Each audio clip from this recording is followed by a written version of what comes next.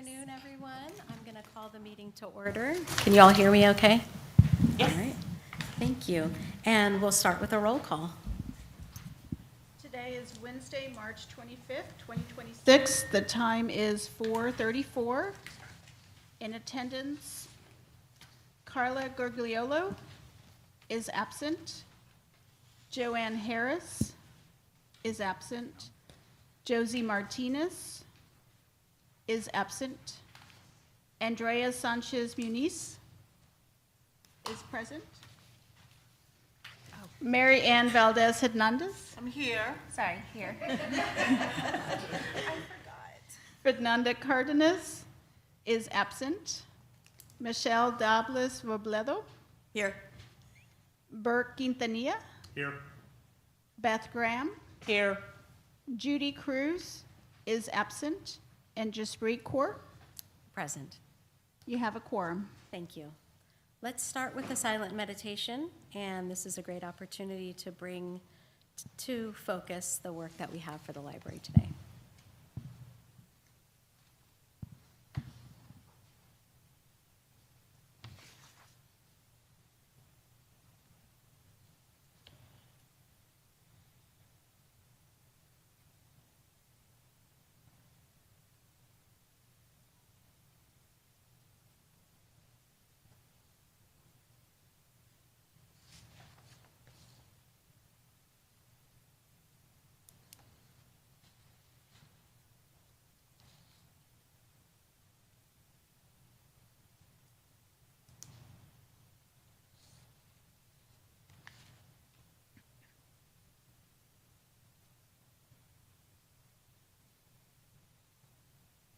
Okay, thank you all. Thank you for being here.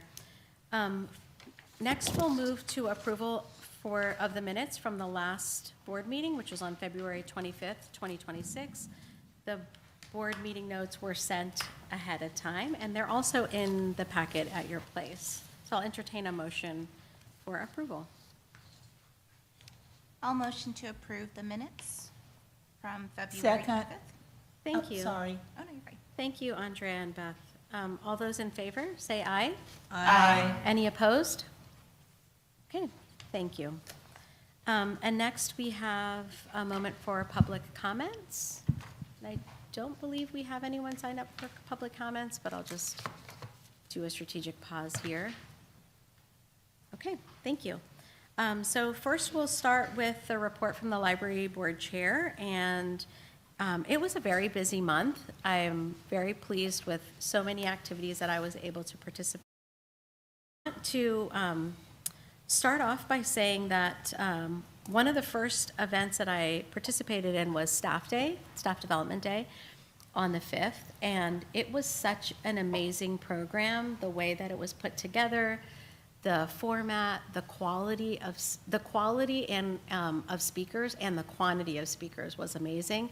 If you have not had a chance to look over the plans for Staff Day, I believe they were sent out to everyone a few days prior, the Tuesday prior to Staff Day. Please do take a look at it, because as someone who goes to professional conferences quite a bit, both as an attendee and as a speaker, I was so impressed with the breadth of content that was available. I mean, it was like sharpening your skills for those that are in reference services, adults, children. That was amazing to see. Hearing about all of the different resources that the city and the staff, the library staff together have access to, that was amazing. Attended a great session on AI and just like an intro into AI.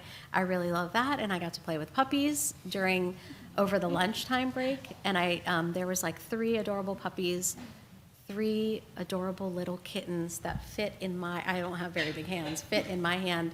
And I think like almost all but one were adopted, right? Secret? Yeah, 5 of them were adopted. So it was a great partnership. So for ACS to also invest in all the other departments, the Office of Innovation sent someone to talk about AI, and just so many other nonprofits that were there. It was a tremendous opportunity, and I just commend Sukrit, you and Jessica, and I know there's a whole team, and I apologize for not being able to mention everyone's name, but the amount of intentionality that went into that program was really amazing, and I think it was a great opportunity to see how everyone is continuing to learn and grow.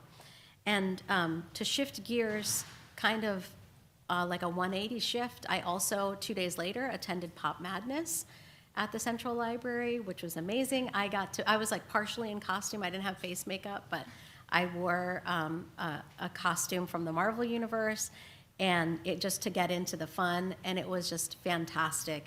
I don't think I have ever seen such a high density of people that were like openly like, which Loki are you? Are you from this universe or that universe? And like knew all of the different lore behind the things that they were doing. The anime, I learned a lot about anime and manga, so it was a really, really great event. And I want to give a huge shout out to the team that put together Pop Madness. I know Haley and Scott do a lot to get all of that together, but also Morgan and so many others, like you have people focusing on the children's experience, the teen experience, and the adult experience. I'm making the mistake of saying some people's names, and then now inevitably I'll leave others out. So I apologize for that in advance, but that was just really wonderful. I also had an opportunity to attend the San Antonio Public Library Foundation board meeting on March 18th. That was excellent, and of course, Amy Hone really knows how to get everyone together and be really succinct, so that was a really efficient meeting. And then on Sunday, I attended the Friends of the Library board meeting at the Igo Branch Library, and that was so much fun as well. So they had a retiring member for someone who I think was there for 34 years, if I got that right. The editor, Yes. Alana Wood. Yes, I think she was there for 34 years. So she had stories from the 80s and 90s to share, and that was just amazing.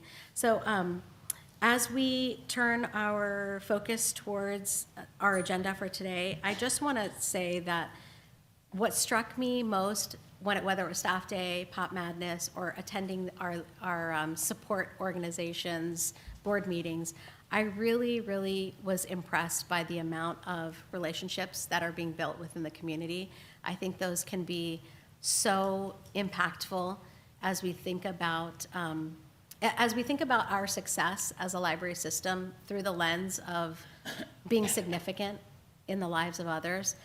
I just think that it's just so amazing to hear and overhear and see and witness some of these connections that are being made. And I just want to end by saying something about the Friends book sale that I wasn't able to attend myself because it coincided with spring break. And I have some little people in my life that like demand to go somewhere for spring break, at least for a couple of days.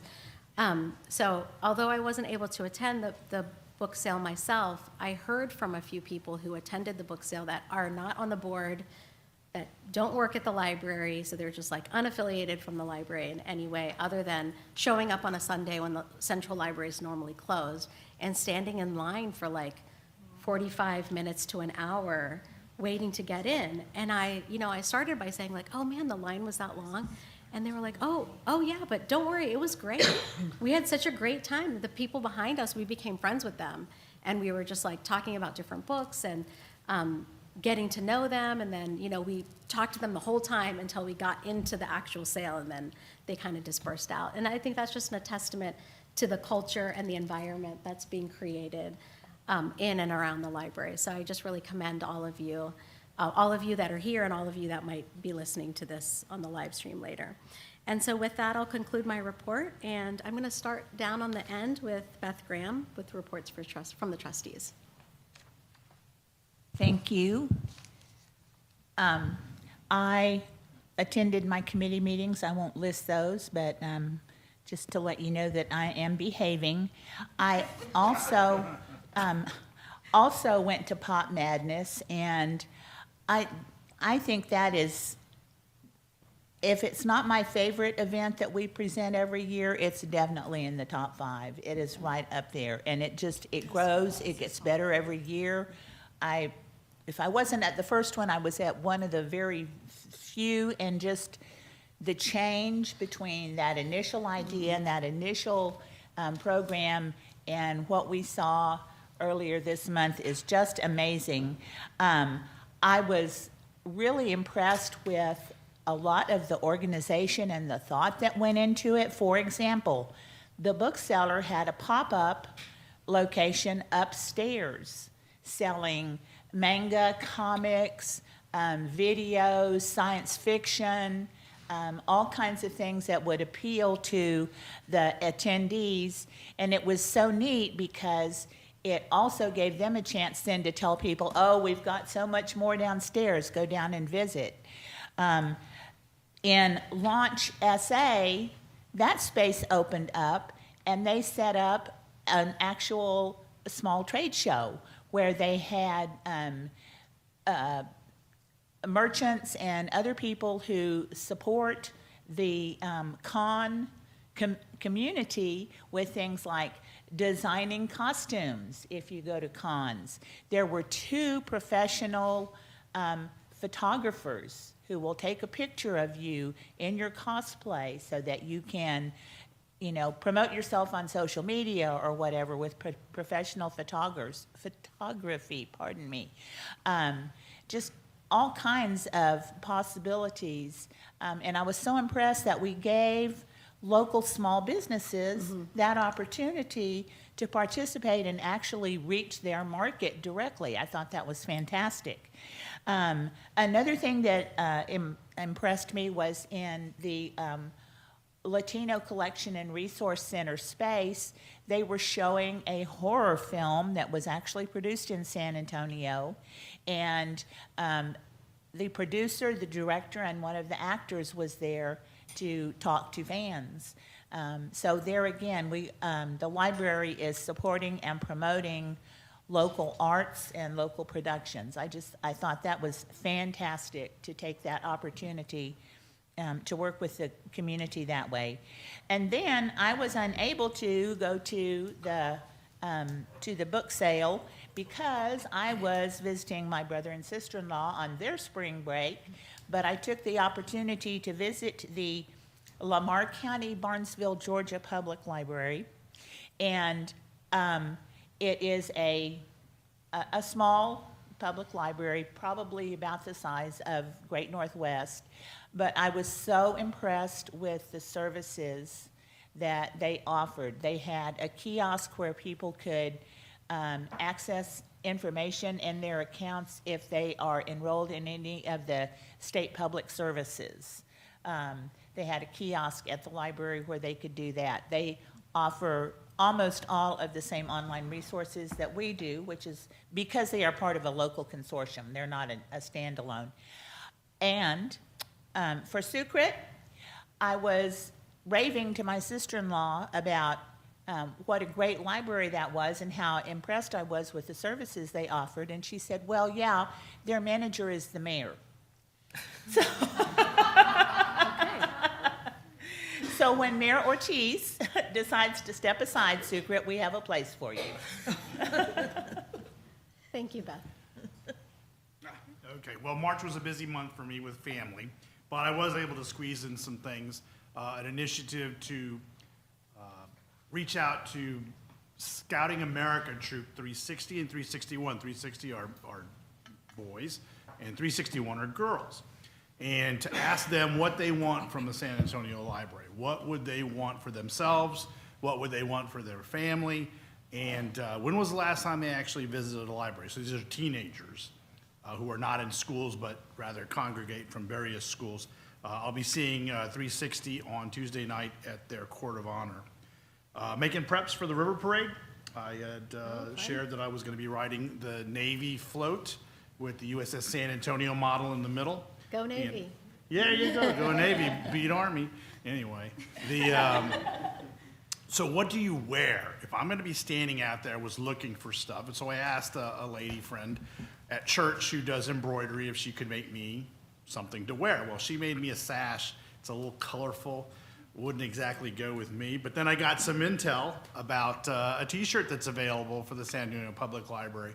So working with that, anytime that we could be out in public during Fiesta, and just as a conversation piece, have the logo prominently displayed. that maybe we could get more information, so almost like a informal survey from the general public and a cold start as to what they would want from the library. So working on that. Whatever I'm going to wear to the River Parade, I'll be wearing to the Randolph Air Show, and then an outreach towards veterans to see, okay, so how does the library factor into your life? And don't tell me it doesn't, because we're going to fix that. Also been doing some graphic novel research with a contact at the United States Naval Institute. They had dabbled in historical graphic novels, and I don't think it went very well. So again, reaching back to the scouts, say, okay, do you prefer a graphic novel or do you prefer a history book?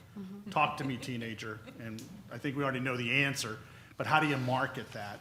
And then this is trying to build my own insights to be a better team player on the Board of Trustees about the future. A constituent was asking about a yellow stripe being painted in the parking lot at Brook Hollow Library. I don't know. I haven't gone to see. I just got it last night. But is there a process that of physical improvements? Yeah, I mean, I imagine this has to get rinsed through a process. Yeah, you can share that with me and Sukrit, and we'll get it to the right team member, and then get you the answer so you can respond to the. So what I'll do is I'll go take some pictures and try to figure out what there is they're talking about, that folks can't seem to navigate a parking lot without a yellow stripe down the aisle. I don't know. We'll find out what they're talking about. Visited my own Encino library. Really like the place. It's kind of small and quaint, but nice library. And then to also think about perhaps some initiatives for the library in the San Antonio Police Department program, Neighbors Together, in the fall. I don't know if anybody's ever participated in that in your neighborhood. Okay, well, maybe that's something to look into, because another way to outreach to folks, to show patronage, to build up rapport with our constituents, and then also to think about it, have them think about the library as a third place. What would you want to go to the library for? The things that are going on at Encino Library, like yoga and some other things where the rooms are scheduled. What else can be jammed in there? What other sort of things can timeshare our facilities that would reach out to the public and supplant the usefulness of a cell phone, that they also know they can gain knowledge and self-improvement at the San Antonio Public Library. And then another thing we're looking at as far as American Legion goes, it may pique the curiosity of the library, the bibliophiles in the room, is an idea about what they ate. What did the Greeks eat that were building the Acropolis, or building up on top of the Acropolis, the Parthenon? What did the Roman soldiers eat? What did Egyptians eat? And so we're going to be looking at this from a veteran's point of view. What did a soldier, sailor in ancient times eat?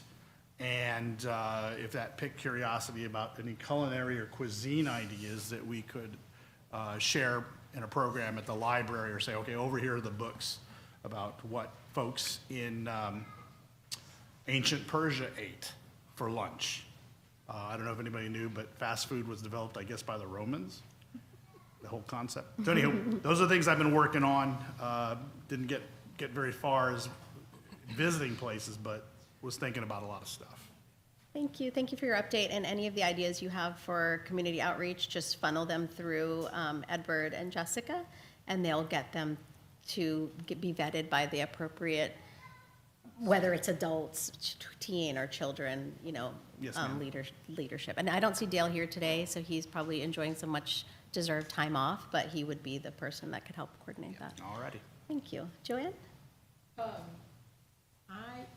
I went to the Schaefer Library for voting, and I try to go at a different time just to see, what's going on and things like that. And it was pretty nice. And then there were people with their children over in that. Oh, I'm sorry. Over in that area, and it was real nice. They were really busy. Oh, good. The staff was. And so I was happy with that. And then I did go to the Carver Branch Library at the Denver Heights site. And I did go over there. They had the artist that's going to do the artwork.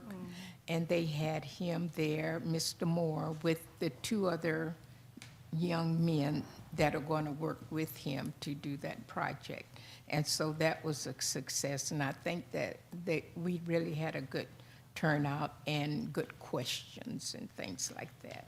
But that's about it. Okay, thank you. That's very exciting, seeing, knowing that the art's Yes. ready to start. I Yes, think a he's lot of people are ready to excited about start. Carver. So I also went and voted at Cortez Library, which was like a revolving door. The parking lot was more packed than I have seen it, I think, any voting season, which I'm hoping that really helped our books as well. So I need to look at that report too. I haven't looked at it yet. But I was able to also go drop off some overdue books, sorry, before, during spring break. I'm really busy at work. It's star time, it's crunch time right now at the middle school. But I was able to drop off my overdue books and pick up holds before they got put back on the shelf. So that was nice, and I got to enjoy that with my husband, who is also a veteran, and he will tell you that getting books from the public library and physically reading them really helps, and it gets him through his days. So I really appreciate the fact that, one, he's able to get a library card so easily, and two, he is actually putting it to use. And I look forward to seeing what Cortez is going to look like in the future. And I know Johnston has been doing a lot of outreach with our district, so I'm really excited that that partnership is continuing. That's great, thank you. Well, this month, like everybody else, was busy, but I went to the Maury Maverick Friends meeting, and on May 30th, they are going to be having their book sales, so if anybody wants to go down there on May 30th, I recommend it. That was my public service announcement. I went to the General Friends meeting as well last Sunday. That was very well attended. I was very impressed with it. I met briefly, actually, with the Forest Hills Friends president, and I've known him for years, had no idea that he had taken on the role. So I was very pleased to see that going on. And one little word of encouragement, San Pedro Playhouse is having 12th night. Shakespeare will be in the park. It'll be outside, attend. It's a wonderful evening, and there's a lot out there. It's literary. Why not? Thank you. Hello, everyone. I did go to the Bazan Library to meet with, we had a meeting there. And I also, oh God, I forgot what I was going to say. Oh, I also went to the facilities meeting personally with Mark, because I missed the big facilities. So he was able to fill me in on that. And that's about it. Okay, thank you. For this month. Oh, thank you. All right, and next we'll have a report, the director's report. Good evening, good evening, everyone. Like how Jaspreet mentioned about the staff day, it was a wonderful event on Saturday, on March 5th. The highlights were 4 breakout sessions, and we had 30 different learning sessions on that day, giving various opportunities to staff. And those sessions were, the range was from communication skills, leadership skills, wellness, library and city policies, and other important topics to assist our San Antonio community better. We partnered with various city departments, and of course the highlight was the ACS, the Animal Care Services. They had 3 kittens and 3 puppies, and 5 of them were adopted. And we have some pictures, and a lot of us really enjoyed that. And again, this speaks volumes that our library staff was able to adopt 5 of them. We also celebrated years of service for our staff with 20, 25, 30, 35, and 40 years of service to the city and to the San Antonio Public Library. And it was so inspiring to see the commitment and dedication of our staff to our organization. We also heard from our board chair, Jaspreet, inspiring words from Jaspreet, from our assistant city manager, David McCary, and also from deputy city manager of Maria Villagomez. Also, a big thank you to Friends of San Antonio Public Library for underwriting the staff day. With your help, we were really able to achieve, which we think will be really helpful to our San Antonio community. And during the last board meeting, I shared a preview of the presentation planned for the City Council's Community Health Committee. That was the power of place, how SAPL sparks collaboration and catalyzes the community. We delivered this presentation to the committee on February 26th, along with our partners from Parks and Rec Department and also Department of Human Services. All these presentations were well received by Council Committee. On March 15th, our library was destination point for the Friends book sale, and as you heard from some of our members, and Liz will provide more details on that, so I'm not going to go further in. But congratulations to Liz and Friends of San Antonio Public Library for pulling off such a great event. And our ninth annual Pop Madness at Central Library was on March 7th. Again, you heard from many of our trustees. It was such a beautiful event, and this was truly my second event at San Antonio Public Library, because last year I started on Monday and the Saturday came and it was Pop Madness. So I can really say, hey, I have seen it and I have done this before. So that was really good morally for me. But there were 3,000 attendees this year, which were the highest we have ever had, 10% more than last year. And I do want to acknowledge two of our soldiers, two of our organizers. Morgan is here, and also Rhonda. So these two arranged, of course, all of our staff, they have a huge committee who participated, but these are the two people who have been, two staff members who have been organizing this event. So thank you, Morgan, thank you, Rhonda, and thank you to your teams and committee.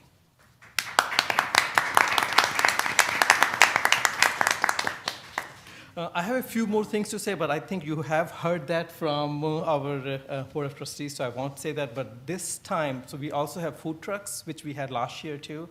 And this time, in addition to our normal 3 food trucks, we had a food truck with coffee. And that was hit. That was, and they stayed even after other food trucks left. They still stayed because they were getting business from our staff, from all these people who were attending Pop Madness. And also, this was the second year when we had volunteers from various departments from City of San Antonio. So we had 15 volunteers from 11 different departments. So that also speaks volumes of like how we all work together, and also how much our library is loved in the community and loved in the city.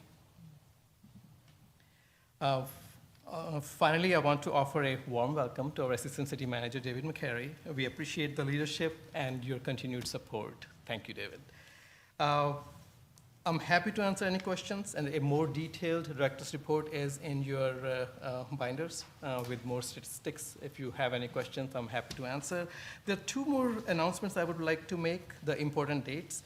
On March 28th, this coming Saturday, we have an amazing event called, let me see if I can pronounce it right, Rasquache. And this is on Saturday, March 28th. So this is basically a 2-part teen event. We will have an author talk from 4 to 5 p.m. in the auditorium, and then on the top of our parking garage, we will have a punk show. So that is going to be, I'm looking forward to attending that event. You're all more than welcome to come and attend. For author talk, if you try to register online, there are no more seats left, but you can still show up, and because there will be some standing room, so you will still get an opportunity to hear and listen to those. So I think this is, and the book festival is coming on April 11th. So that library is the major partner to the book festival. So again, don't forget, come and support the library, come and support the other vendors of the city and our community. So thank you. Okay, thank you. So we'll start first questions from trustees. What is a punk show? Chicano punk music. I've heard of steampunk. Yeah. What is a punk show? I think I'm going to ask Scott to come up and explain it better. A full disclosure, Scott and Eric from communication team taught me how to say Rasquache properly. Rasquache, yeah. Yeah. It's a punk rock concert. There's the scholar who's coming in, her name is Tara Lopez. She's a scholar, I don't know actually where she's based out of, but she wrote a book about the punk rock culture that was came to be in the 90s in Del Rio. And so, as an extension of that, our Latino Collection and Resource Center manager, Sarah De La Rosa, has organized a punk rock concert featuring local punk bands from San Antonio and one from Del Rio to play on the roof of the garage. Yeah, it should be a very interesting event. Yeah, it sounds Blast from the past? Yep. sounds amazing. Thank you. Other questions for the director based on the director's report? Okay, I have a couple. I had a question, and then I also had a request. So, in January, I had asked about looking at month-over-month key indicators, and Sukrit did supply to me a copy of that, which is very insightful. So I just want to formally request that for next month's meeting, we just have a version or copy of that available for all trustees, just for them to get an idea. I want them to see the same insights that I saw. And I think it's really helpful, especially with voting having just passed, and so many of our libraries were early voting and voting centers. It's very fascinating to look at total circulation and visits on a month-over-month basis, just to kind of get an idea of how things are looking there. So thank you for assisting with my request from January, and this is like a little, kind of like an extension of that request, just to share that with others. I noticed that marketing engagements and year-to-date website visits are like really up, and that's just amazing. I don't have a question about it. I just wanted to acknowledge the team that's working on that. And I know there's so many people that work together on the marketing and on the website, but I just wanted to acknowledge that's really fantastic to see. And also seeing total program attendance up 104 year to date, that just made me so happy to just see that trend continue to go.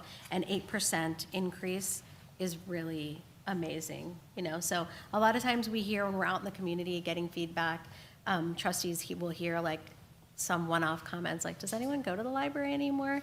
And so these type of numbers just make it so evident, right? Because we can go to Pop Madness or go to our local event and share our experience, but seeing the numbers really reflect that is very incredible. And I just love the fact that we have that clearly stated. And then the last thing that I wanted to mention was, and I failed to do this in my update, is just like thrilled about this very cute design. I love seeing Smarty being featured. I mean, Smarty is just like the secret weapon, the smartest person I know, actually. And so just seeing that and how these elements of like the vinyl, which I'm a huge fan of, like the library having vinyl available to check out. So the fact that it's being featured on this, I'm gonna encourage all trustees to make sure you're wearing your Fiesta medal if you're on a boat, pin it onto your sash, because it's the perfect opportunity. And the packet at your place contains your Fiesta medals, so you can give those out, and I think they're a great conversation starter as well. And then during the book festival, which is coming up in April, the Friends will also be selling a Fiesta medal, and I just think the more opportunities to get some of this merchandise out into the hands, it's a conversation starter right at the end of the day. So thank you. Thank you for a great report. Thank you. Next, we'll go to the budget report. Abby?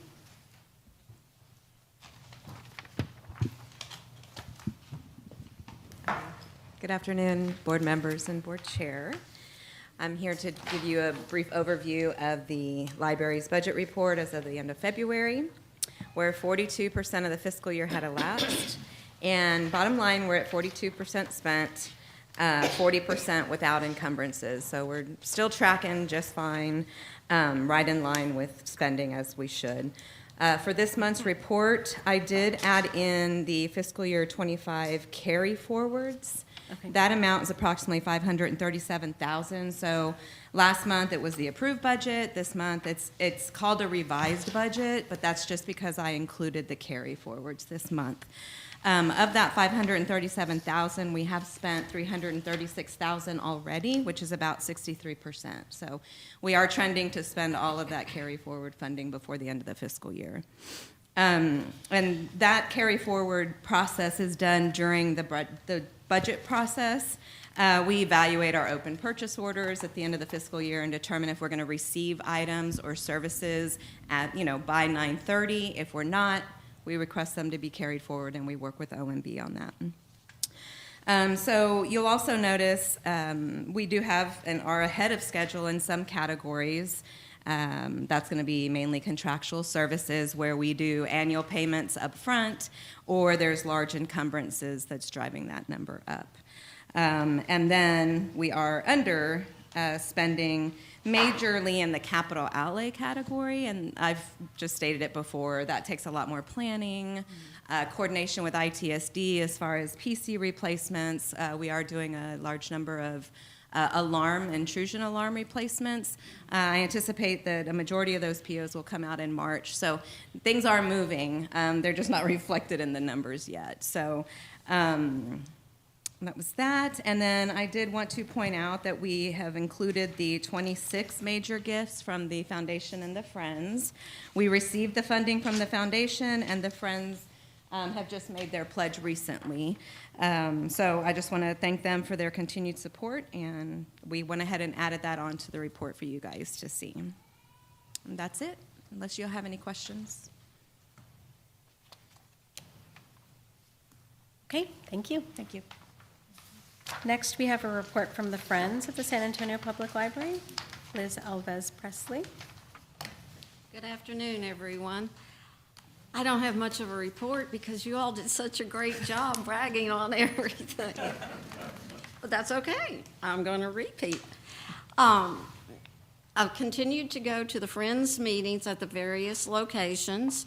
Pan American Friends Group is going to have their second meeting in April, and the membership there is picking up. So I'm very excited about that. And the spring book sale on Sunday, May 15th, it had such a wonderful turnout. We did have to cut the line, but that's okay. We know we need to look at this a little bit better. And as people were leaving the exit, they were saying, "When's the next book sale?" Amazing, amazing. And the bookseller volunteers and Friends members came out to volunteer for this. They did a great job, and I was just so proud of both groups for that. And again, I cannot say enough about Jessica, who did help to make all of this run smoothly. It was just so much fun, and it was great. I hope you all can come to the next one when we have that. I have received a lot of emails from Sunday from the Friends because they were so excited that we had 3 Board of Trustees at our meeting. They just couldn't believe it, and it made them feel like you saw us in action. And so thank you all for coming out and doing that. That meant so much to our Friends. And I told them, I said, they don't forget us. It's just everybody's schedule's busy. So it meant a lot to them. And again, thank you. The staff day for the library was incredible. I had so much fun. I was able to attend 3 of the sessions, learned a lot. I took notes like crazy and things that I can bring back and start initiating into Friends. I thought that was a real plus. We will have a table at the San Antonio Book Festival. We're going to be selling our tote bags, Fiesta medals, just so you know, And anyway, it's going to be a fun experience. Our medals are $10. And also, please mark your calendar for Sunday. I believe it's May 24th at 2 p.m. Our next meeting is going to be at Forest Hills.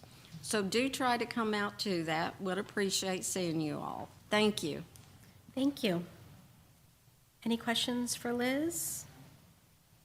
Okay, thank you very much. Next, we'll move to the report from the San Antonio Public Library Foundation. Okay, hopefully this is the last time I'm going to have to tell this story.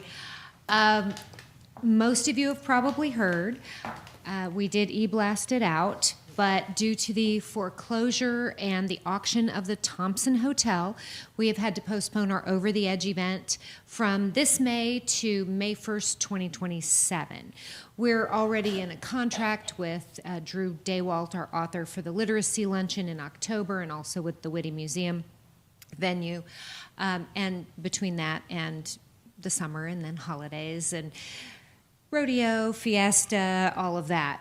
May 1st was the first good date for that. So that does unfortunately leave a $150,000 hole in our operating budget, but we are working diligently to plug that hole as soon as possible.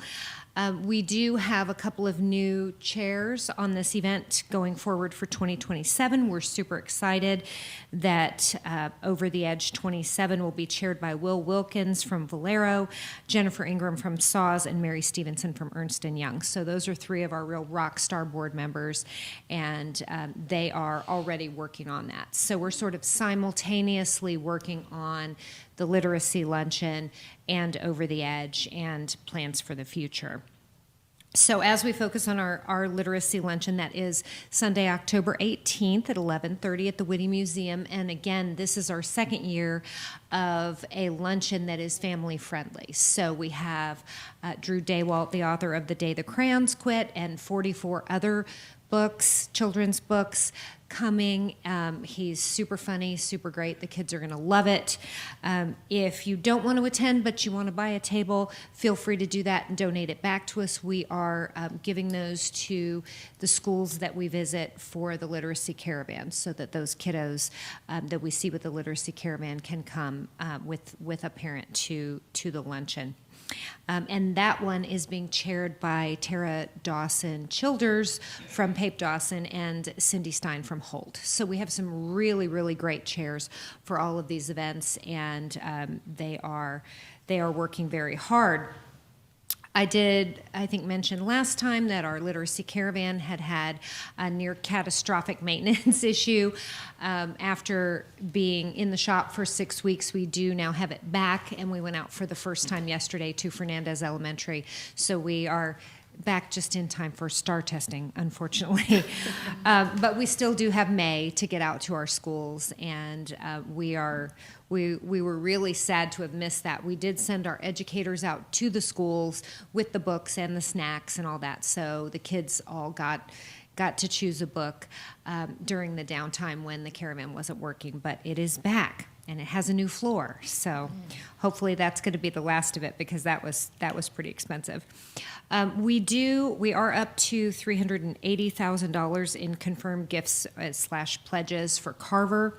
So again, we're feeling really good about that, since it's not even officially launched yet. That does include a very interesting gift from a lady who had funded some artwork previously. She has $30,000 for landscaping, and she was very, very, very felt very, very strongly that needs to be something that's never value engineered out for those communities, and so she's donating $30,000 specifically for landscaping. Other than that, we are still just, Jessica Rivera from my team is filling out grants like a mad woman, just to get everything out there that we're eligible for Carver, because we will do that year over year, since this will be a multi-year campaign. Does anyone have any questions? What was the date of that literacy luncheon again? It is October, 18th, Sunday, October 18th.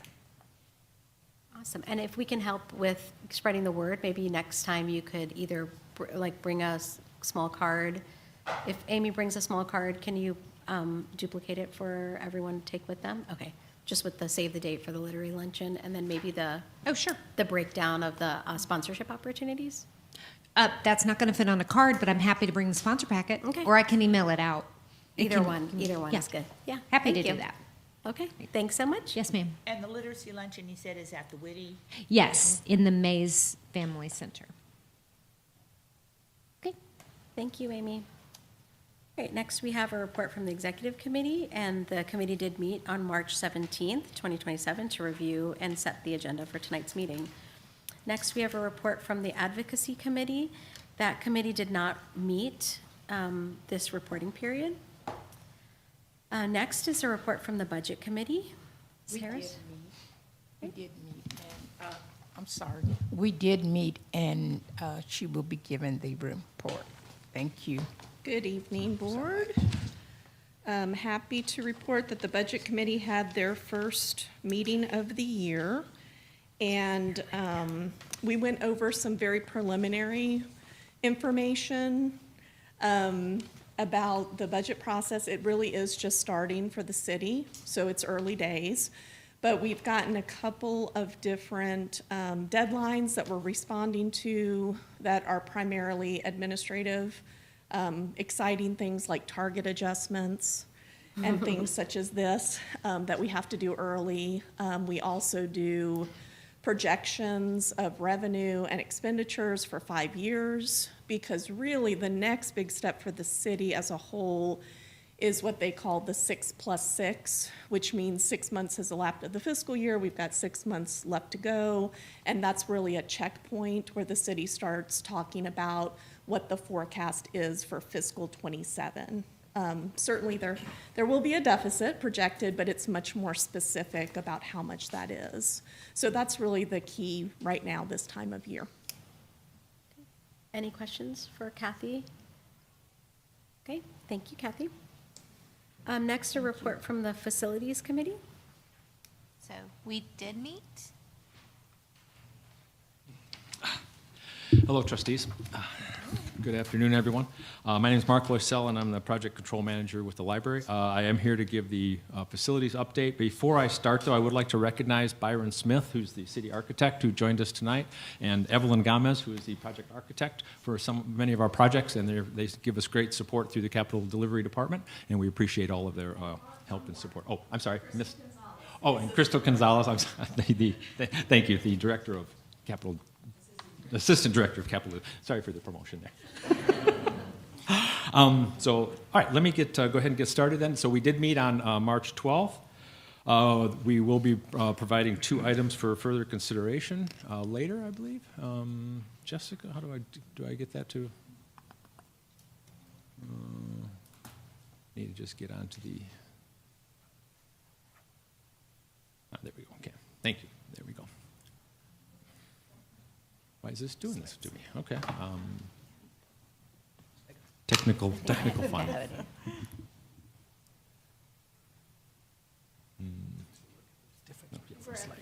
Oh, is it not in here? Oh, okay. All right.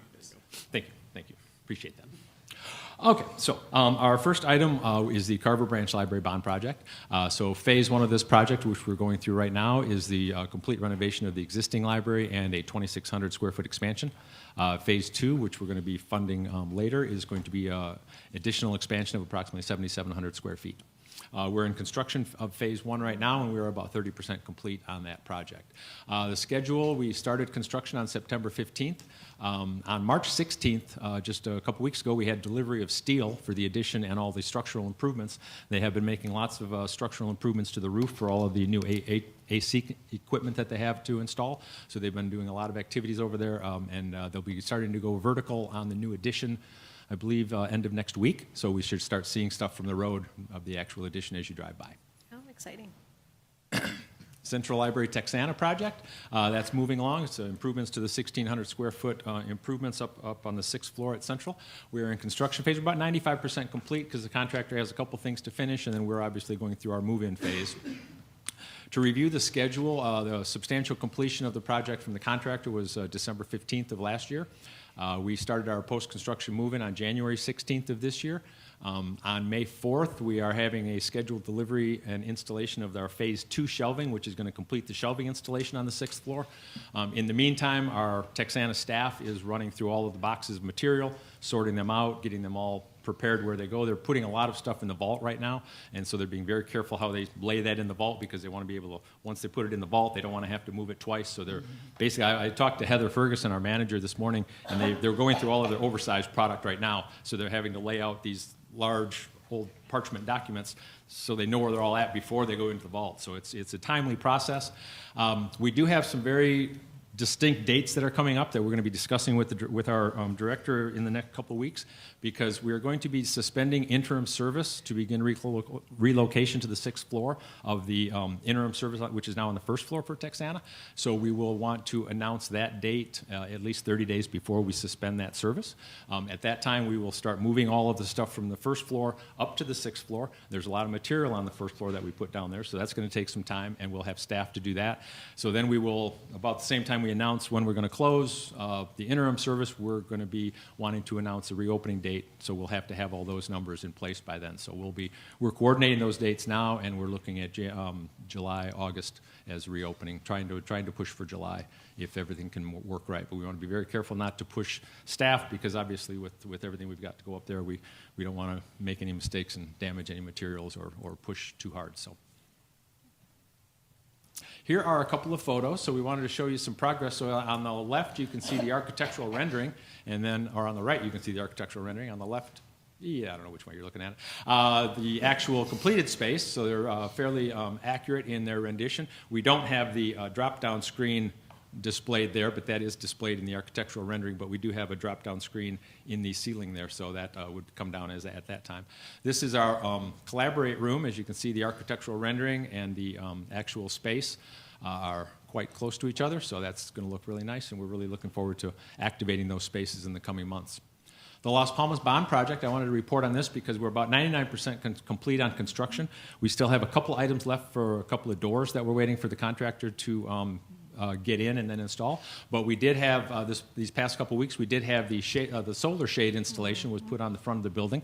I happened to be at Las Palmas today. It was bright and sunny outside. I walked by the building at 2 o'clock and I looked inside, and the whole floor was, I could see shade just like the architect said it would be. So I was pleased about that. So I'd like to see activities moving forward on that. The Lander Branch Library, so that currently is closed for construction on the HVAC system. We are working feverishly with our contractor on that one to get the building back reopened again as quickly as possible. They had to order some parts to make some repairs, and those came in just this week. So we're coordinating to have the building available next week for the contractor to get into complete work. We're hoping to start the system up early to mid-April, and then we'll let it run for a couple weeks, and then we'll be able to start to reopen the library to the public as soon as we possibly can. Again, we'll have initial walkthrough in February of the completed work, and we're going to go to a final walk punch once they complete all the remaining work, and then we'll reopen prior to May 1st of this year. Here's a quick picture of just some of the paint that we had to repair, because you can see above the wall of the unit on the left-hand side there was a lot of paint damage. We've repainted all the areas in the building that had bad paint, so it looks very nice in there now. The Johnston Branch Library restroom, that project is about 25% done in completion. We have not closed the building for this work. We have some temporary restrooms outside, and we are not going to interfere with voting for this project. So we started the work on when March 4th, after voting was completed, we closed the restrooms and delivered the restrooms to the site, and we are anticipating reopening to the public by May 15th. Progress is running along smoothly. They've been tearing up the walls inside. We've got a lot of progress to go, and we're moving forward on that project. We're on schedule. So, and then the last project that we have is the Cortez Branch Library. So this one we closed on March 17th. We're getting new carpet, wall paint, restroom improvements, some other general building improvements. We're about 10% into this project because we just started this past week. We closed on March 17th. We started interim service on March 27th, and then we're anticipating to be open on May 18th for runoff voting. We did have some comments at the last board meeting about the signage on the front of the building. So we wanted to kind of review that real quick with the board. The existing sign you can see on the top left there is rather plain. We have our architect had developed a change to the sign that the board approved back in on December 3rd of last year, which would add a little bit of color and some pop to the lettering. Well, then after some further comment from the board, we went back to our architect and said, hey, could we make some additional changes to the sign to A, make it more visible, and B, bring it more up to our library building or our monument sign standard. Our sign standard does ask that the word San Antonio Public Library be included on the sign, and we also want the address to be prominent without necessarily the street. The code requires the numbers to be on your monument sign, but the street does not have to be listed. So we're going to exchange, instead of having 2803 Hunter Boulevard on the bottom of the sign, we're going to put San Antonio Public Library, and then we'll have Raul A. Cortez Branch Library because that's the official name of the library. And then, yes, we also had the comment about the light fixtures, as you can see in that top fixture there. We are going to work with our contractor and architect to get those changed out and make them much less prominent, but still bright. With LED, you can get away with a lot of different things in lighting, yes. So, On that note, I just Yes. wanted to thank you for hearing the feedback regarding the monument side and the difficulty to identify the building. So I know the architect probably worked on it along with others on your teams. Just want to thank you and Kathy for taking our feedback back on that. Okay. And we do appreciate the feedback, and we want it all the time, so thank you. Yes. I also wanted to mention real quick, so we have an on-site solar project at Mission Library. We don't have any slides on it because we're still in the development stages with the Department of Resilience and Sustainability, but they had to do some re-evaluation of the solar panels in the parking canopy. We're still working with the contractor on if we can keep the original configuration. There's a cost increase to keep the original configuration because of an electrical capacity system to the electrical system on the building. But we're still working with Department of Resiliency and Sustainability to try to keep all the solar panels and all the parking stalls that we had originally requested or they had originally promised us. And so we're going to continue working on that, and we'll report on that as we have more information on it. The construction report is included in your packet. And if you have any questions on that, I will gladly take them. But before I do that, before I finish, I'd like to thank Amy Hone for inviting the capital projects team to come out to the foundation meeting this past month and give them a little description of what the capital projects group does and how we prioritize projects and how we fund projects and things like that. So I wanted to thank Amy for that. Thank you. Any questions from the board? I have a comment, Mark. Bazan Library, thank you very much for the HVAC. Everybody loves it. So it's working very well. We will take that, believe me. Thank you. Win-win. Any other questions for Mark? I have a question. When Texana starts their shutdown downstairs to start moving upstairs, which I completely understand, are we going to make any provision for people to possibly get services by appointment? I believe we did that earlier on in the process. Are we going to make that available, or? Unfortunately, Dale is not here right now, Okay. and I would unless Kathy has some. Okay. Well, we'll see how I do, and then Haley can come up and correct everything I'm about to say now. So we did, when we closed down Texana for the project, we did a 12-week blackout period, and we did offer some very limited services. The reason now that we're really treating it like a full blackout period is because all the team that would provide any services, like by appointment, are really the folks, the experts we need to be moving everything up with the team. So that's kind of the long and the short of it. So it would be really a blackout. Makes sense. Yeah. And then could I just add to Jaspreet's comments on the Cortez sign, that redesign that you showed us, graphically is so much cleaner and attention-getting. I just thank you, and thanks to the architects. I think it just looks so much more professional and just cleaner than the existing layout. I will pass that along to the architects. Thank you very much. Thank you, Mark. Next, we'll move to a report from the naming committee, and the naming committee did not meet this period. And the same is true for the ad hoc board policy committee. Number 14 is the Ad hoc Bond Committee, and I don't believe you all met. No, thank you. And then finally, we have a report from the Ad hoc ILA Committee. The committee did meet on March 17th, 2026, and there were no updates to share. So item number 16 is an opportunity for us to hear about Great Northwest Branch Library. And Cheryl's here, and she's going to be introducing the branch manager. Thanks, Cheryl. Good afternoon, Board. Yes, I am Cheryl Sheehan, and I am a Public Services Administrator, one of the lucky ones, and I get to oversee, thank you, and I get to oversee Great Northwest Library.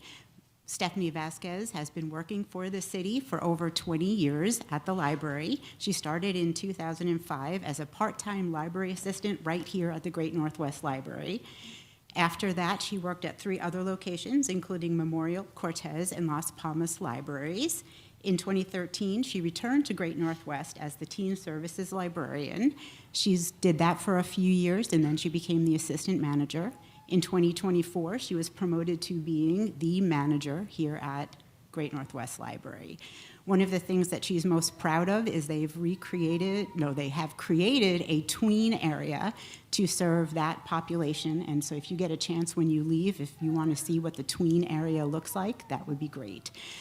Probably most importantly about Stephanie, she is an avid gardener and has been going crazy creating a spring garden at her home. Without further ado, here's Stephanie Vasquez.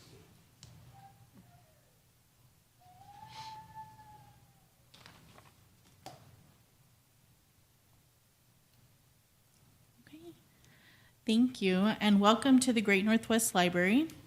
We're so glad to have you here. The original building opened in October of 1994 and was expanded in 2006 and has been serving the Northwest community for over 30 years, providing information, doing outreach into the community, and building partnerships and providing programs. Our staff go beyond the walls of the library to meet the community and increase awareness of library resources.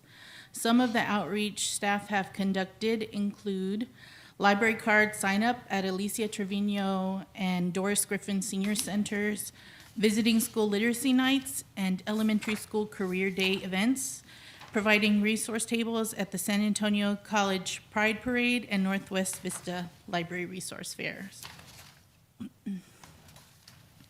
We have cultivated partnerships to increase services to our community with cooking demonstrations from the San Antonio Food Bank, mobile STI testing from Metro Health, and blood donation drives with South Texas Blood and Tissue.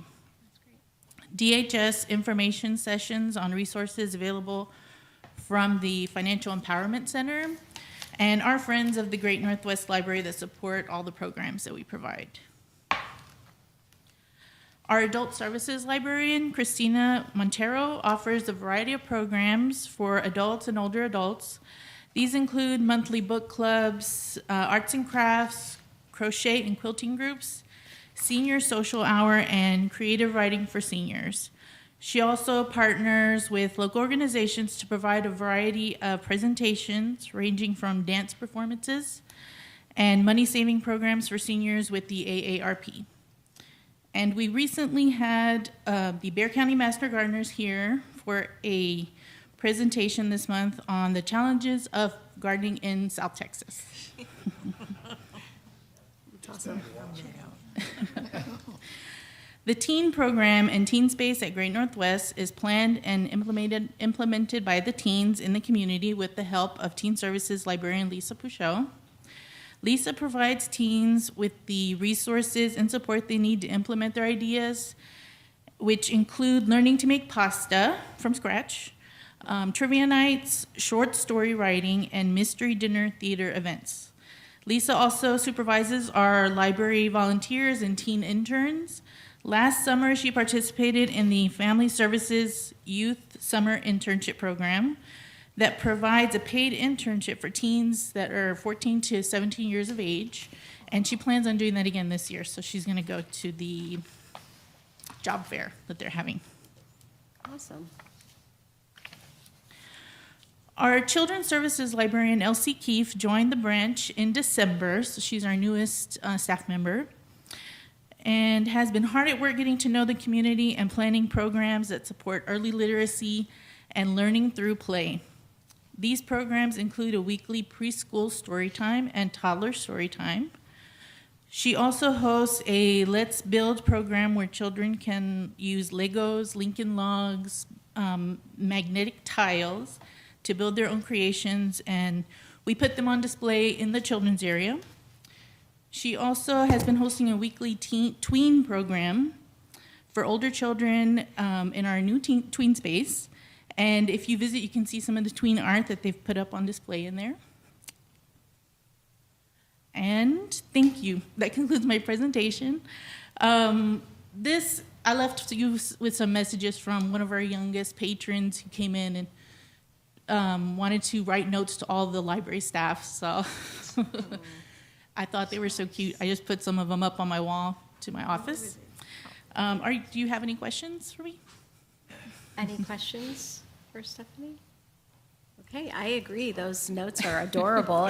The resolution's not very, the contrast is not very good here, so not everyone can see the backwards J, but I agree, great job.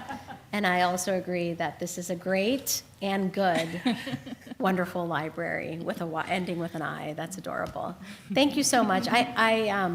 I wanted to share that the trustee for District 6, Fernanda Cardenas, is traveling this week, and she wasn't able to. She was so gutted that she wouldn't be here because this is her library. Yeah. But she shared with me how important this library is to the community, and I've seen it myself.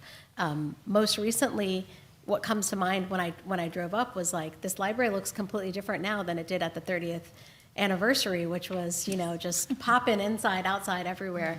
But I was like, oh, it's so calm today. Oh yeah, it's not an anniversary celebration. That's right.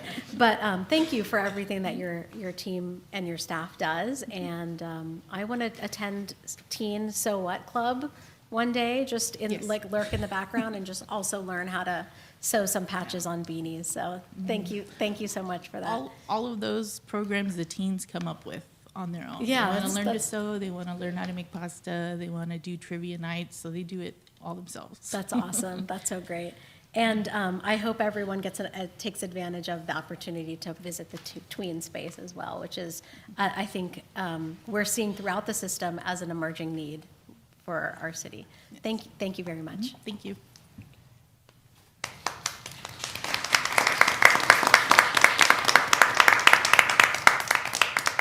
Okay, next we're going to consider a recommendation from the Facilities Committee.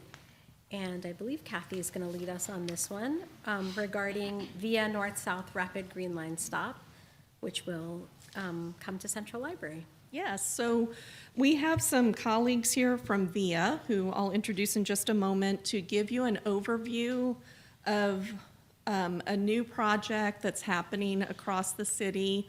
It's the Rapid Green Line project, and so we will get an overview of the project as a whole. The reason it's coming to the board tonight is because the Facilities Committee endorsed an action item and is recommending it to you tonight to participate in the project by allowing a communication electrical box to be placed on the property that's adjacent to the Central Library Plaza. So that's why it's coming to the board, because there's a part of this project that's needed that affects library property. So with that context, I will introduce Arturo Herrera, who's the Director of Special Projects for Via Metropolitan Transit. And I believe you have another team member here that you can introduce. Thank you.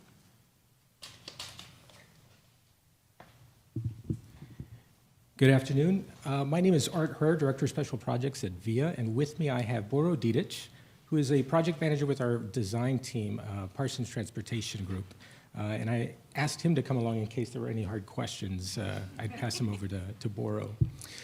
So just some quick context, and hopefully you have heard of and are aware of our advanced rapid transit line called Green Line that is connecting the airport area via the San Pedro corridor through downtown, and then just south of downtown through the King William area, and then just to the start of the Missions Reach on the southern end there at Steves and Roosevelt.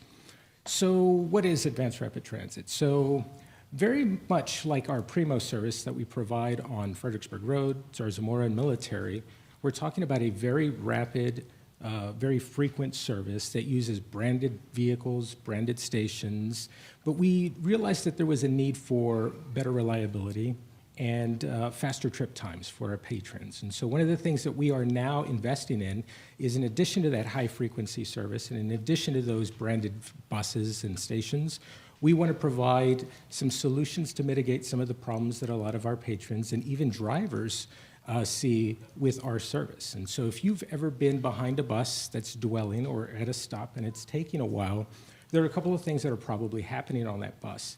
One is a lot of folks like to wait to the last minute to find their $1.30, and so they're now queued up at the fare box in the front of the bus, and they're quickly searching, or where did I put my transfer card? And now everyone on the bus, as well as the drivers behind the bus, are having to wait for it.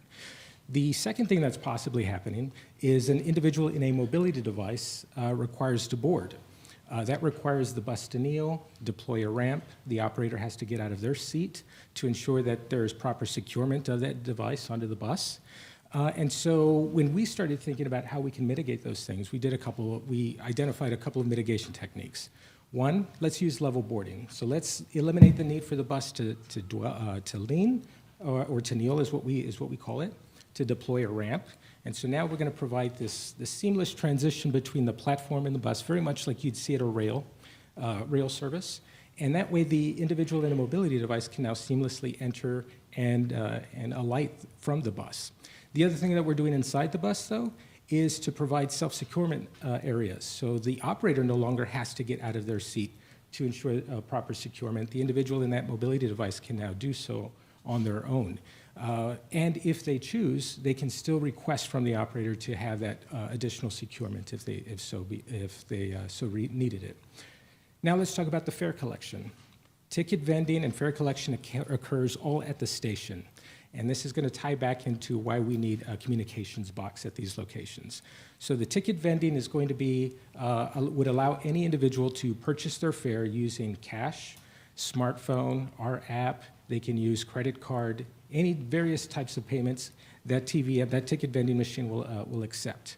We'll also have a validator so that after you purchase your fare, you have to validate it so that it can turn on the smart card, so to speak, so that you can use it on other services in our system as well.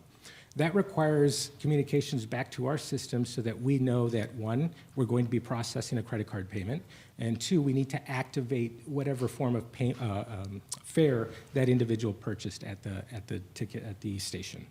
We'll also have real-time bus arrival information. We have security phones at all of our locations as well, and we will be providing plenty of wayfinding signage at all of these stations.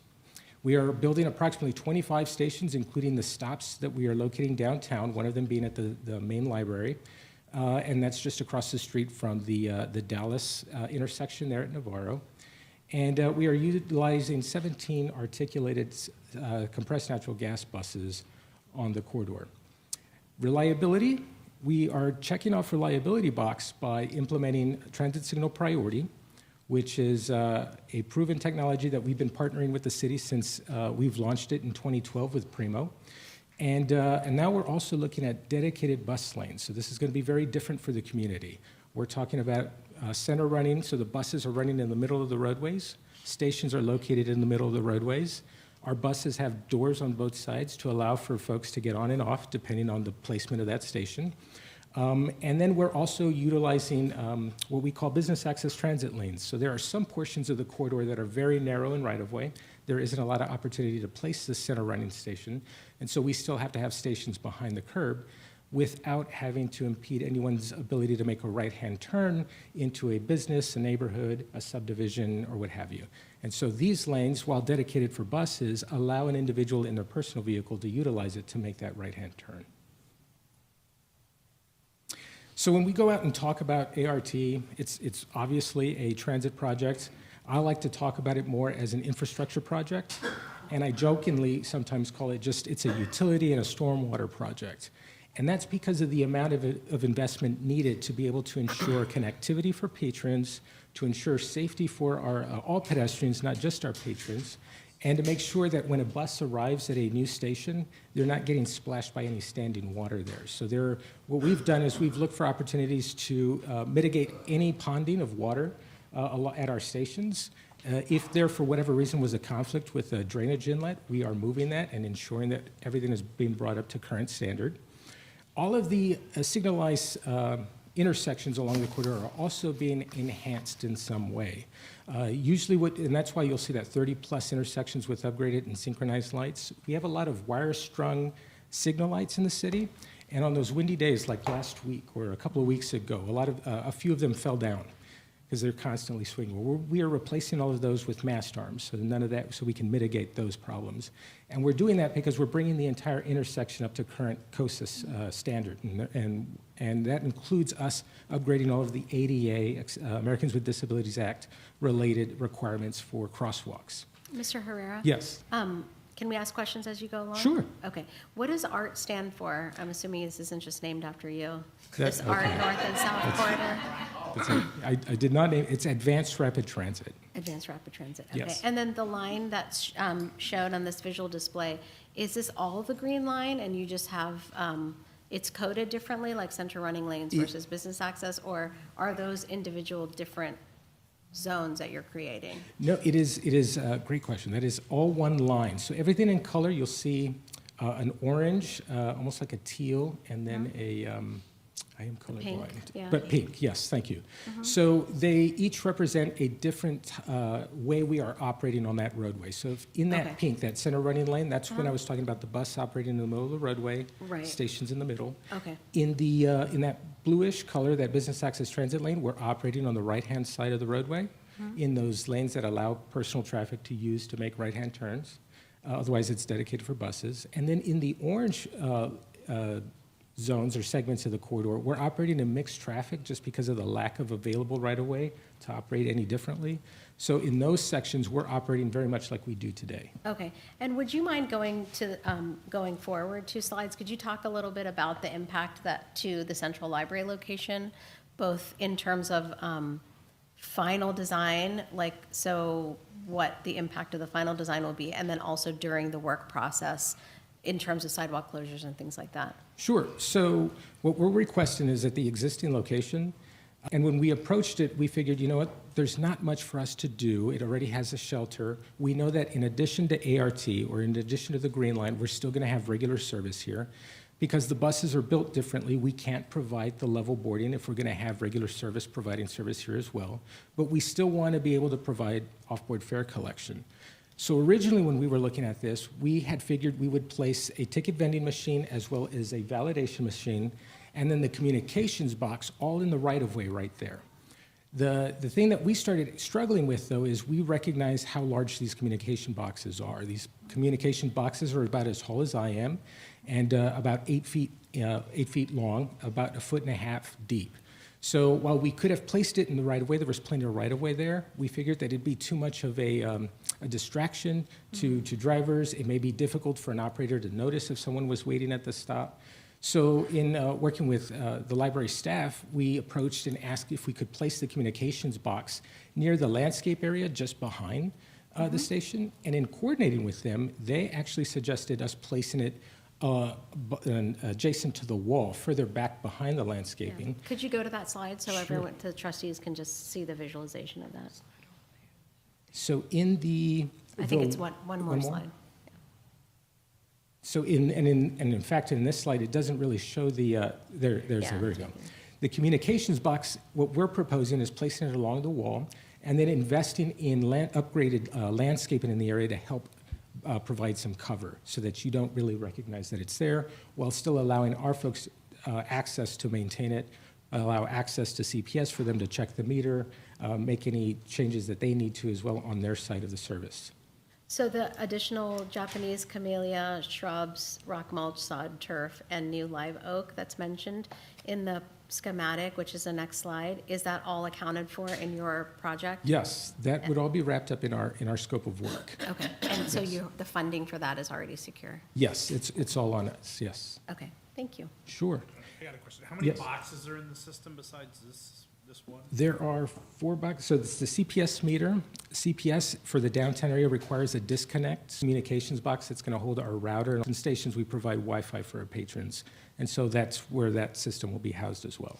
So it's those 3 boxes, maybe the irrigation, the lighting and irrigation controller as well. And so the box, then, this is the optimum location? I mean, it couldn't go at the bus barn, had to go here? Oh, every station needs its own box. Gotcha. Yes, I apologize. So CPS doesn't allow us to just tie into existing. They want to know they're going to charge us. So they want to make sure that they know how much power we're pulling at each location. So could you go back one slide to the proposed improvements showing the right-of-way? This box doesn't appear to be 8 feet. What is the dimensions of this large box? If you go, maybe it's back one more, slide 39. Oh, Yeah, this one. so that box is the ticket vending machine. Okay. The ticket vending machines themselves are pretty large, and they need to be that large, one, because they're acting almost like a safe. It's going to be holding cash in it. And these systems are going to be air-conditioned, because we notice that, especially in our weather, humid and hot, sometimes these systems can fail. And so to mitigate that, they're air-conditioned, and so they're pretty large. So that's just the TVM and the validator just directly next to it, the smaller item there. So they have to be located separately with a space between the two of them? They are both needed, and you're asking to just abut them? I'm just wondering, why they're not just together as one unit? For service purposes, if we needed to service the TVM, we want to be able to get around the entire box, and then the same with the validator. Okay. Did you have a question, Marianne? No. No. Any other questions? Okay, thank you. I do have one comment. Yes. I know that, I saw that you were going to be putting in a live oak. Maybe suggest a cedar elm. They look just the same, they grow straight up, and quite honestly, they're not susceptible to oak wilt. Okay. Absolutely. We can so the list of plantings, we did go through with the city arborist as well, but we can certainly revisit that with the city arborist and make that suggestion for sure. And so we do have a requested action on this. Thank you, Art. Thank you, Advanced Rapid Transit. So we do have a requested action on this that was endorsed by the Facilities Committee, and it is related to the installation of that communication electrical box in the landscape bed on the library property. That's the part that would require board action. Yeah, thank you, Kathy, for that. And so I'll entertain, before we do that, is there any other questions for Mr. Herrera prior to moving on to the board action about the design, the schematic? I think he covered all the aspects of it. Okay. So next I'll entertain a motion for action on this item, and we have the wording of the action listed here. Okay, I'll move to accept the Facilities Committee's recommendation to approve the installation of a communications electrical box on the grounds of the Central Library in the Central Library Plaza with associated landscaping. I'll second. Thank you. We have a first from Andrea and a second from Michelle. Was there any discussion in facilities or any concerns that came up during Facilities Committee? The concerns that did come up was not everybody was present the first time that this was presented to us. And then they also took it back to look at some other issues, correct? And then brought it back to us this month with more detailed renderings of what it was going to look like and where it was going to be housed on library property. Okay, thank you. I had concerns of the size, and if you go out there and look at where it's going to be at, there's not much shrubbery there now, so it's going to take a lot for it to mature to cover this giant box. That was one concern, and then I had concerns about who covers if it breaks, who pays for that, right? Or how long are we going to pay for? There's going to be also a water sprinkler system that's going to be connected actually to the library ones. And they're going to pay for that apparently for 1 year for the water, right, and the shrubbery. And then we maintain the shrubbery after a year, right? Correct. So all the work that our contractor will do will carry a 1-year warranty on it, so that if there are any defects with the irrigation system that we end up replacing, if there's any, if any of the landscaping dies within that 1-year period, it would be replaced under that warranty period as well. But otherwise, if the box itself has any issue with, DIA will maintain that box in perpetuity. And also, while it's being put in there, there was no disruption to traffic there, and how long it's going to take to be, put in there, so. But all these questions were answered in Facilities Yes, Committee? yes, In I order just to, want, okay, those were my yeah. concerns, and then Mark met with me, and we went over all the concerns. And if everybody's okay with that, because we do have to pay for that after a year. The Right, library does. Okay. But they take care of it if it breaks. Yeah, okay. And so Facilities, I think, did agree Yes. to bring this forward. Okay, thank you. Yes. Thanks for sharing that. Yes, and the other thing I remember we discussed that was important to me is the graffiti that would be on those little Yeah. ticket things. And so they talked about the paint and stuff like that that would really help to decrease that. Okay. I and mean, what it took us almost 3 meetings with Yeah. this. Okay, that's great.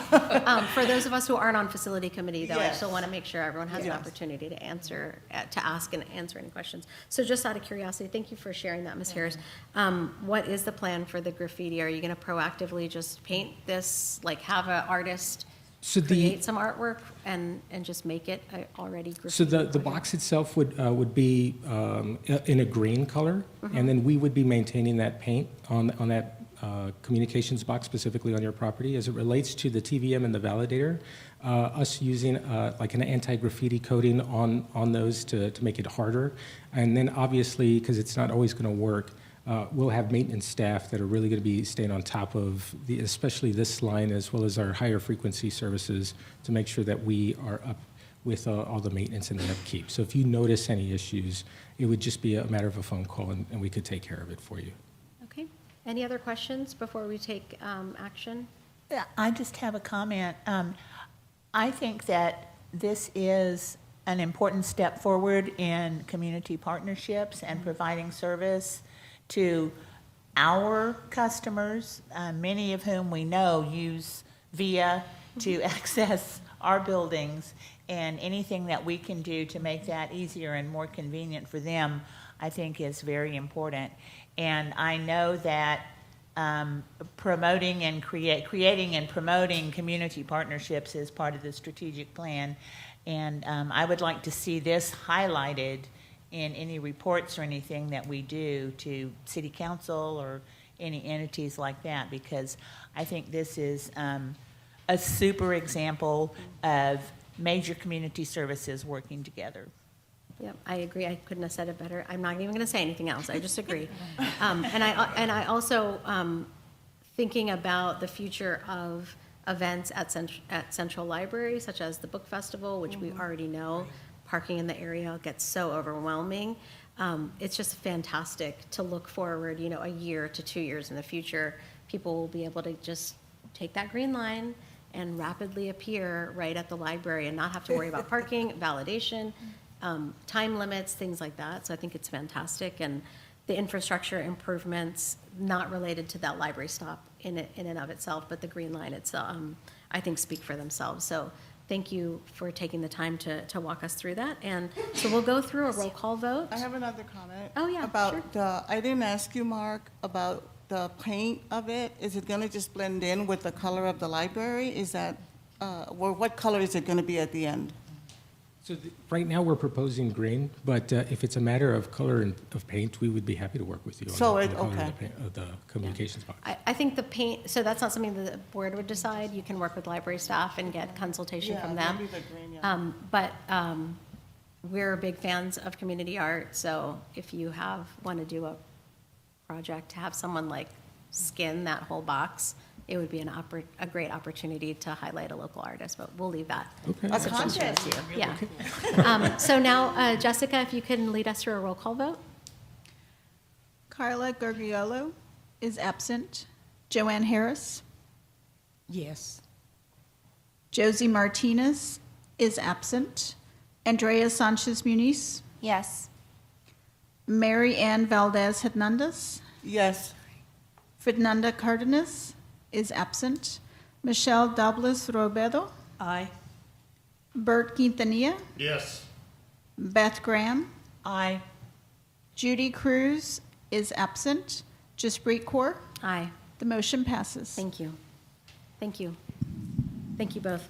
And next, we'll review and potentially amend the fiscal 2026 holiday closure schedule to designate April 3rd as a full closure day.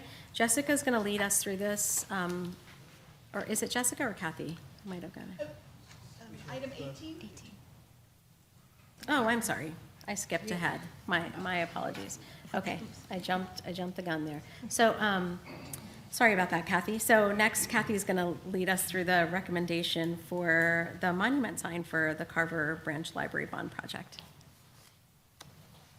Okay, thank you so much. As long as I don't have to do Jessica's item, I can't do that one. You can stay up there and do yours. So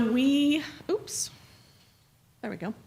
So tonight, we're really excited to bring forward to you something that the Facilities Committee considered in its last meeting and approved and wants to endorse to the full board for consideration tonight, which is the final major design element of the Carver Branch Library Bond Project, the monument sign. So as we know, very important part of the project. Our colleagues from Capital Delivery Department are here tonight to support us if you have specific questions about some of the technical aspects, but I'll go through this with you first. And so you'll recall that when the design approval happened for the overall project, we said we would bring the monument sign back at a future date, primarily because of feedback from the board to place the sign as visible a location as close to the street as possible. And so there are certain restrictions and requirements that we need to work within on the placement of the sign. So we're happy to bring tonight the recommendation. You can see just a very simple layout of the monument sign here, but this shows in the lower right the monument sign location that we're proposing it. So the current sign, and just a little bit about the current standard we have for our signs.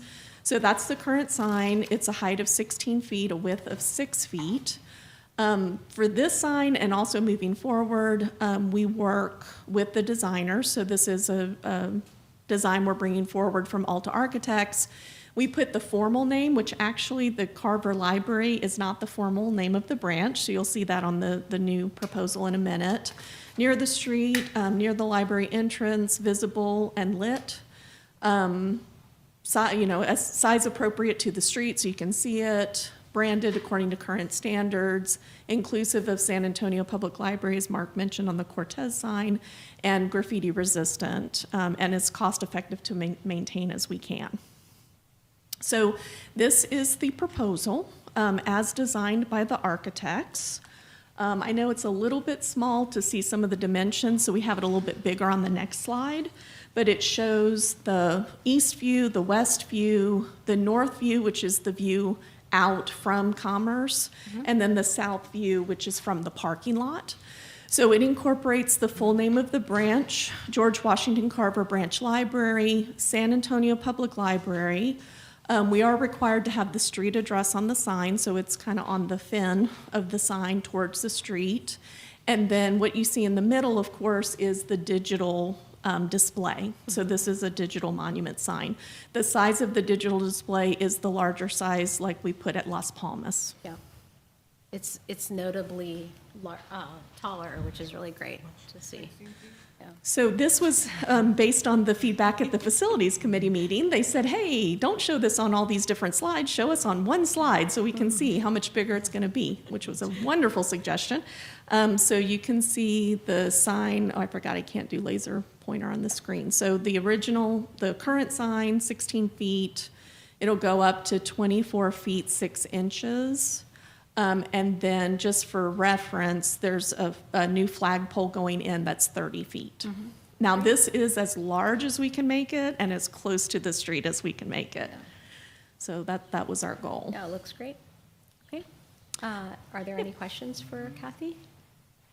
I know like a lot of people are on facilities committee, so you all have already been part of this discussion, but not all of us are. I just wanted to make sure. Okay, so we can move, so I'll accept a motion for action on this item. A motion that we accept the Facilities Committee recommendation and approve the proposed design for the George Washington Carver Library Monument sign. I second. Okay, we have a first from Michelle and a second from Joanne. No other questions? We can go ahead into a roll call vote.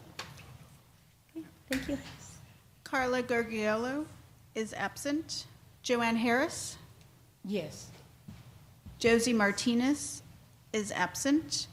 Andrea Sanchez Muniz? Yes. Mary Ann Valdez Hernandez? Yes. Fernanda Cardenas is absent. Michelle Douglas Robledo? Aye. Bert Quintanilla? Yes. Beth Graham? Aye. Judy Cruz is absent. Jaspreet Kaur? Aye. The motion passes. Thank you. Okay, and so now we will go to item number 19 and amend the fiscal year holiday closure schedule. The proposed adjustment is in your packet, so it's a piece of paper that looks like this with the purple and black line on it. And Jessica will provide a bit of context on this. Thank you, Jessica. Good afternoon. Jessica Zarita, Assistant to the Director. And we're presenting item number 19, which is to amend the fiscal year 2026 holiday enclosure schedule for the library department to designate April 3rd, 2026 as a full-day closure in lieu of the full-day closure on March 31st, 2026. And a little background, the Library Board of Trustees approved the FY 2026 holiday enclosure schedule in September 25th, 2026. And the board also amended that schedule in January 28th, 2026 for the closure for staff day. So this will be a second amendment to that schedule.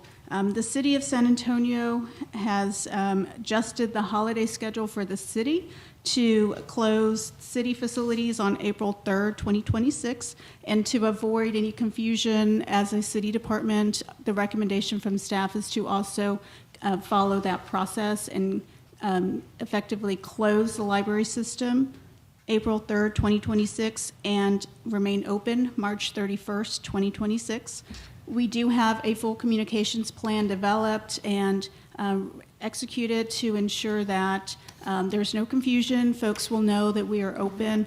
And just also a side note, you'll notice that on the holiday schedule, you'll see that library locations are closed Sunday for Easter on April the 5th. So the library will be closed on the 3rd, open the 4th, and closed on that Sunday. So our signage will put that into consideration. Because it just makes it really clear, you know, when the city's closed, we are closed.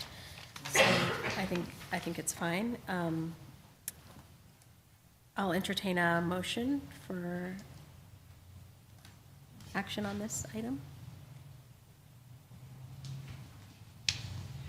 I move that we accept the staff recommendation to change the holiday date of March 31st to April 3rd. Thank you. I second. Thank you, Beth. And was that Michelle? Mary Ann. Oh, Mary Ann, thank you. Okay, we have a first and a second, and any questions or discussion? Okay, let's do a roll call vote.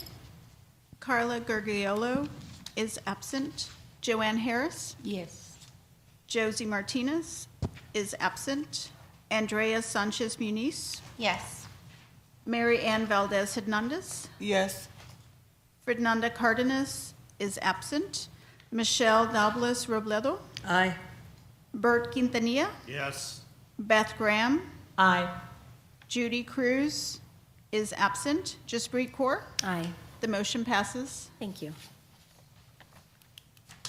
Okay, and our next item, we are going to enter into executive sessions. The Board of Trustees of the San Antonio Public Library will begin its executive session pursuant to Government Code Section 551.071, consultation with attorney on this 25th day of March 2026 at 6:14 PM.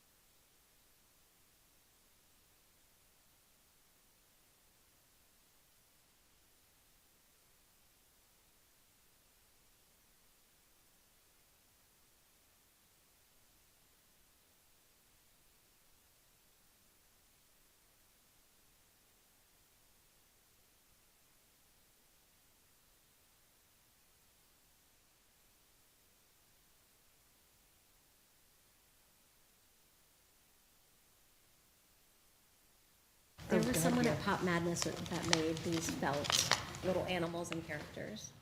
They were so cute. They were really expensive, but they were really cute. Okay, I have to be honest with you, I didn't do the pop magic thing. Okay, we're back on. Thank you. The Board of Trustees of the San Antonio Public Library has completed its executive session on the 25th day of March, 2026 at 6:21 p.m. The Board of Trustees of the San Antonio Public Library will now resume its open session. No action was taken. That was our last agenda item, so I'll entertain a motion for adjournment. Madam Chair, I make a motion that we adjourn today's meeting. Thank you, Second. Bert. Thank you, Beth. Thank you all for your time. Have a good evening.